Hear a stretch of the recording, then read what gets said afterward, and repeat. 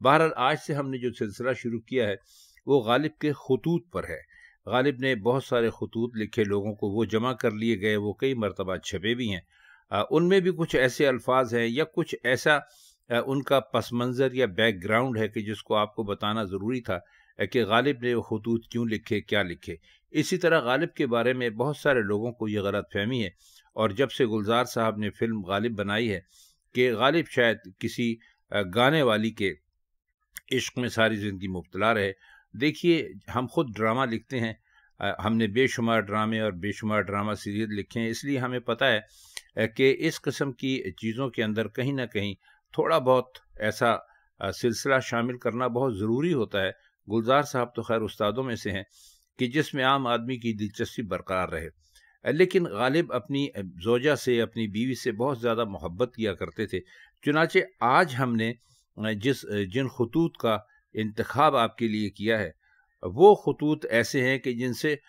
ایسا محسوس ہوتا ہے کہ شاید غالب صاحب اپنی بیوی سے دنیا میں کسی بھی عورت سے سب سے زیادہ بڑھ کر محبت کرتے تھے، اور انہوں نے ان سے کبھی بے وفائی نہیں کی۔ تو ان کے بعض بیانات ایسے ہیں، مثلا انہوں نے اپنے بعض ایک دوست تھے، ان کی بیوی کا انتقال ہو گیا تو انہوں نے لکھا کہ اللہ اللہ وہ کتنے خوش نصیب ہیں کہ ان کو ایک پھندے سے نجات مل گئی، اور وہ دوسرا پھندا اب زندگی میں اپنی ڈالنا چاہ رہے ہیں کیونکہ ان کے دوست دوسری شادی کرنا چاہتے تھے۔ بہرحال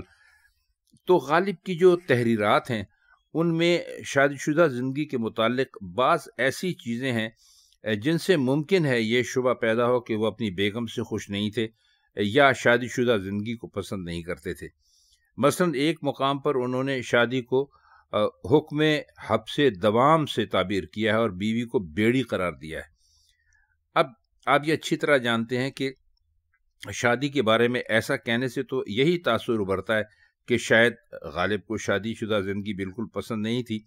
حکم حبس دوام کا مطلب یہ ہے کہ ساری زندگی کی قید، حبس کہتے ہیں قید کو، دوام کہتے ہیں ہمیشہ کو،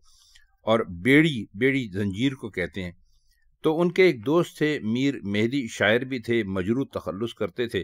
تو غالب کے زمانے میں وہاں پر ایک وبا پھیل گئی تھی، ایپیڈیمک، جیسے کہ آج کل کرونا وغیرہ ہے۔ تو اس کے حوالے سے انہوں نے غالب کو خط لکھ کر پوچھا، تو غالب نے جواب میں لکھا، ایک 66 برس کا بڈھا اور 64 برس کی بڑھیا نہ مری تو کیوں کر سمجھا جائے کہ وبا تھی، تف بری وبا۔ مطلب یہ کہتے ہیں کہ غالب کی عمر اس وقت 66 برس ہو گئی تھی اور بیگم کی عمر 64 سال تھی، تو اپنے آپ کو بڈھا اور بیگم کو بڑھیا کہہ کے کہا کہ بھائی کوئی بھی نہیں مرا، تو ایسی وبا کے اوپر تف بری وبا کا مطلب ہے ایسی وبا پر لعنت ہو۔ اسی طرح ان کے ایک دوست تھے امراؤ سنگھ، تو انہوں نے 2 شادیاں کی تھیں۔ دوسری شادی پر جب ان کی بیوی کا انتقال ہو گیا تو انہوں نے ایک اور دوست کو خط لکھا، اور اس میں بھی ایسے الفاظ ہیں جن سے ایسا لگتا ہے کہ شاید غالب کو شادی شدہ زندگی بالکل پسند نہیں تھی اور وہ اپنی شادی شدہ زندگی سے جان چھڑانا چاہتے تھے، جبکہ ایسا تھا نہیں۔ وہ بعض اوقات ایسی شاعری کیا کرتے تھے، فارسی میں بھی ہے، اردو میں بھی ہے، جن سے ایسا محسوس ہوتا تھا، یا دوستوں کو خطوط میں ایسا لکھا کرتے تھے جیسے انہیں شادی شدہ زندگی بالکل پسند نہ ہو، حالانکہ ایسا تھا نہیں، وہ اپنی بیوی سے بہت محبت کرتے تھے۔ تو یہ تمام شوق گفتاریاں اور اس خیال کے لیے آپ تقویت کا باعث سمجھ سکتے ہیں کہ غالب شادی شدہ زندگی سے نفرت کرتے تھے، یا بیگم کے ساتھ ان کے حالات بہت اچھے نہیں تھے اور اس کو مصیبت سمجھتے تھے، اور اس مصیبت کا اظہار مختلف صورتوں میں کیا کرتے تھے۔ لیکن یہ خیال حقیقت کے بالکل خلاف ہے۔ نظم ہو یا نثر ہو، جو کچھ بھی انہوں نے لکھا وہ ان کی طبعی شوخی تھی یا فطری مزاج ایسا تھا، ہنسی مذاق پسند کرنے والے آدمی تھے، اس لیے جو ان کے جی میں آتا تھا بلا تکلف کہہ دیا کرتے تھے۔ انہوں نے تو بعض مذہبی باتوں کے بارے میں بھی لطیفے ہیں ان کے، حالانکہ ان کے دل میں مذہب کا انتہائی کہنا چاہیے کہ محبت موجود۔ یہ بات بالکل درست ہے کہ ان کو اپنی بیوی سے بہت محبت تھی، اور بیوی بھی اپنے میاں کا بہت زیادہ خیال رکھتی تھی، اگرچہ دونوں کی زندگی کے طرز میں بڑا فرق تھا۔ غالب شرابی کبابی قسم کے آدمی تھے، شاعر تھے، جبکہ ان کی بیوی بہت عبادت گزار عورت تھیں اور ہمیشہ نماز روزہ یہ بہت کیا کرتی تھی۔ خواجہ حالی نے لکھا ہے کہ بیگم نے ایک مرتبہ اپنے اس جو وہ عبادت میں رہتی تھیں، اپنے کھانے پینے کے برتن تک الگ کر لیے تھے کہ بھائی مرزا شراب پیتے ہیں تو ان کے استعمال کیے ہوئے برتنوں سے میری عبادت میں فرق آتا ہے، لیکن اس کے باوجود بھی ان میں گہری محبت قائم تھی۔ اب جب غالب میں چلنے پھرنے کی طاقت نہیں رہی اور وہ دن میں کم از کم ایک مرتبہ گھر ضرور جاتے تھے۔ اب آپ پوچھیں گے کہ وہ گھر میں نہیں رہتے تھے جو گھر جاتے تھے، تو جی ہاں، اس زمانے میں ایسا ہوتا تھا کہ مردانہ حصہ الگ ہوتا تھا، زنانہ حصہ الگ ہوتا تھا۔ تو بیگم زنانے حصے میں رہتی تھیں اور غالب مردانہ حصے میں رہتے تھے، تو وہ کھانا پینا کرنے کے لیے گھر میں ضرور جاتے تھے۔ اور ان کے بعض ایسے خطوط بھی ہیں جن سے محسوس ہوتا ہے کہ وہ کم از کم ایک دفعہ تو اپنے گھر ضرور جاتے تھے۔ ایک خط میں جو انہوں نے میر مہدی مجروح کو لکھا تھا، انہوں نے تحریر کیا: خط لکھ کر بند کر کر آدمی کو دوں گا اور میں گھر جاؤں گا، وہاں ایک دالان میں دھوپ آتی ہے، اس میں بیٹھوں گا، ہاتھ منہ دھوؤں گا، ایک روٹی کا چھلکا سالن میں بھگو کر کھاؤں گا، بیسن سے ہاتھ دھوؤں گا، باہر آؤں گا، اس کے بعد خدا جانے کون آئے گا، کیا صحبت ہوگی۔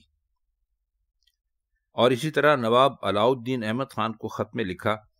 روٹی کھانے کو باہر کے مکان سے محل سرا میں وہ بہت قریب ہے، جب جاتا ہوں تو ہندوستانی گھڑی بھر میں دم ٹھہرتا ہے اور یہی حال دیوان خانے میں آ کر ہوتا ہے۔ مطلب یہ کہ چلنے پھرنے کی بڑی تکلیف تھی، تو اتنا تھوڑا سا فاصلہ طے کرنے میں بھی ان کا دم پھول جایا کرتا تھا،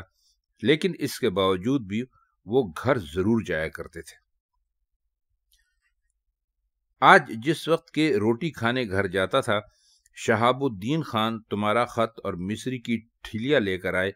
میں اس کو لوا کر گھر لے گیا۔ لوا کر گھر لے کا مطلب یہ ہے اٹھوا کر گھر لے گیا۔ تم چاہو تو میں اپنے گھر روٹی کھانے جاتا ہوں۔ اب اس بات سے صاف ظاہر ہوتا ہے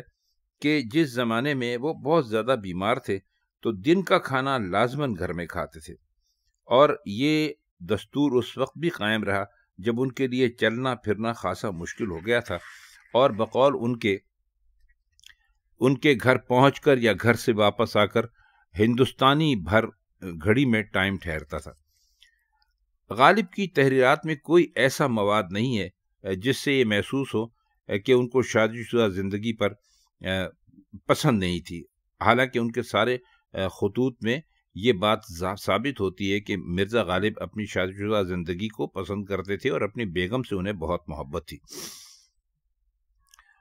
ایک دفعہ انہوں نے اپنے ایک خط لکھا جو کہ وہ 1860 میں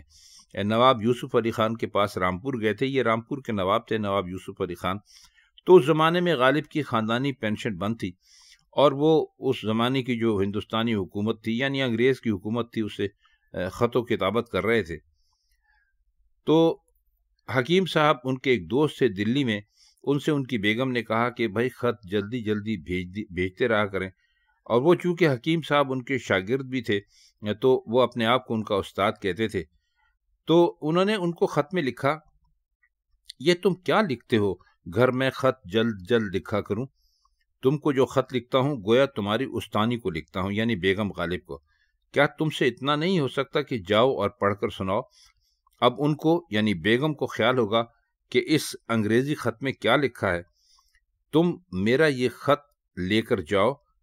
اور حرف بحرف پڑھ کر سناؤ۔ انگریزی خط جو ان کو ملا تھا اس میں انگریز گورنر جنرل کے چیف سیکرٹری نے لکھا تھا کہ حکم دیا جاتا ہے کہ عرضی دینے والے کو جواب اس عرضی کا نواب گورنر جنرل بہادر بعد دریافت کے ارشاد فرمائیں گے۔ اور اسی طرح انہوں نے ایک اور خط لکھا تھا حکیم غلام نجف خان کوئی کہ ظہیر الدین، یہ حکیم نجف خان کا بیٹا کی دادی یعنی بیگم غالب کا یہ خط جو ہے یہ ہمیں ملا ہے، ان کو بتا دو کہ اس دادی میں اس موسم میں دادی ہمیشہ کچھ مرضوں میں مبتلا ہو جاتی ہیں،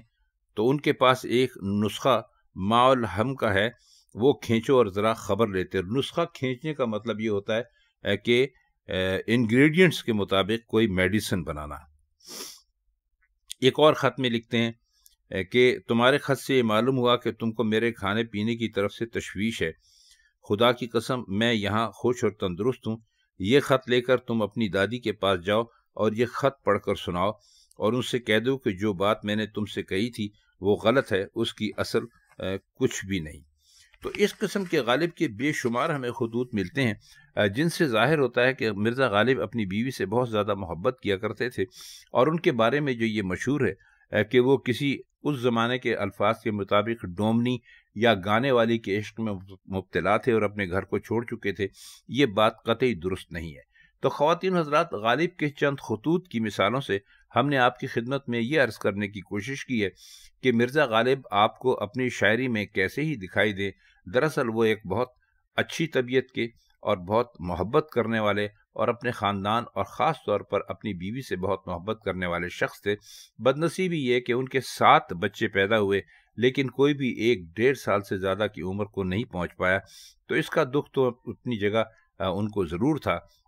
لیکن جہاں تک اپنی بیوی سے محبت کا تعلق ہے، اس بارے میں جتنی باتیں مشہور ہیں سب غلط ہیں، کیونکہ ہم نے ساری مثالیں غالب کے خطوط سے ہی آپ کی خدمت میں پیش کی ہیں۔ آج کے لیے بس اتنا ہی، اب چاہتے ہیں آپ سے اجازت۔ خدا حافظ۔